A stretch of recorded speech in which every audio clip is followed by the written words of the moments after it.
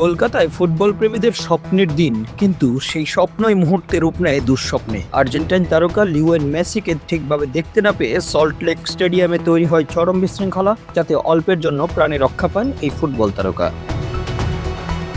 3 দিনের ভারত সফরের অংশ হিসেবে আজই কলকাতায় পা রাখেন লিওনেল মেসি। সকাল 11:30টার দিকে তার গাড়ি প্রবেশ করে যুব ভারতী ক্রীড়াঙ্গনে, কিন্তু গাড়ি থেকে নামার পরপরই ভিড় এতটাই নিয়ন্ত্রণহীন হয়ে পড়ে যে গ্যালারির দর্শকেরা মেসিকে সরাসরি দেখতে পাননি।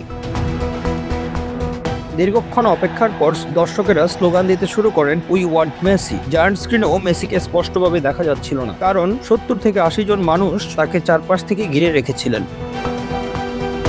পরিস্থিতি সামাল দিতে রাজ্যের ক্রীড়ামন্ত্রী অরূপ বিশ্বাস এবং সফর আয়োজক শতদ্রু দত্ত ভিড় কমানোর অনুরোধ জানান, কিন্তু তাতেও পরিস্থিতির নিয়ন্ত্রণে আসেনি, বরং মেসির কাছে ভিড় আরও বাড়তে থাকে। সেলফি, ভিডিও তোলার হুড়োহুড়ি চলতেই থাকে। এই বিশৃঙ্খল পরিস্থিতিতে বিরক্ত হয়ে মাঠ ছেড়ে চলে যান লিওনেল মেসি, আর এতেই ক্ষোভ চরমে পৌঁছায় গ্যালারিতে থাকা দর্শকদের। মেসি চলে যাওয়ার পর শুরু হয় তাণ্ডব। দর্শকরা চেয়ার ভেঙে মাঠে ছুটতে থাকেন, ছিঁড়ে ফেলা হয় ব্যানার। এক পর্যায়ে বেষ্টনী ভেঙে প্রায় 2000 দর্শক মাঠে ঢুকে পড়েন। পুলিশের নিয়ন্ত্রণের বাইরে চলে যায় পুরো স্টেডিয়াম। মেসির ল্যাপ অফ অনার, মুখ্যমন্ত্রী মমতা বন্দ্যোপাধ্যায় ও শাহরুখ খানের উপস্থিতি, এমনকি প্রদর্শনী ম্যাচ, সব আয়োজনেই শেষ পর্যন্ত বাতিল হয়ে যায়।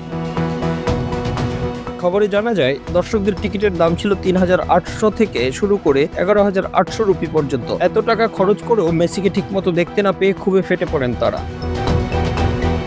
কলকাতা সফর ভেস্তে যাওয়ার পর আজই হায়দ্রাবাদের উদ্দেশ্যে রওনা দেওয়ার কথা রয়েছে মেসি। সেখান থেকে মুম্বাই হয়ে দিল্লি সফরের মধ্য দিয়ে শেষ হবে the goat tour India. Football প্রেমীদের আবেগ আর আয়োজনের ব্যর্থতা কলকাতায় মেসির এক সফর হয়ে থাকলো দুঃখজনক অধ্যায়। এই ঘটনায় পশ্চিমবঙ্গের মুখ্যমন্ত্রী মমতা ব্যানার্জি মেসির কাছে দুঃখ প্রকাশ করেছেন। একই সঙ্গে সফরের আয়োজক শতদ্রু দত্তকে আটক করা হয়েছে। Bangla affairs news desk.